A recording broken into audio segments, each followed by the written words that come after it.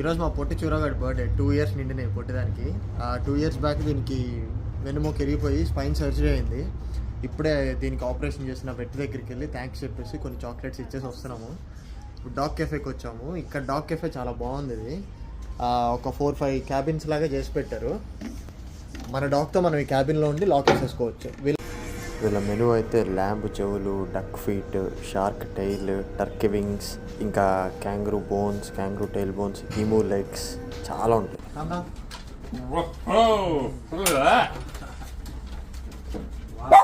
We have here doggy cake, doggy donut, small birthday hat, puppuccino.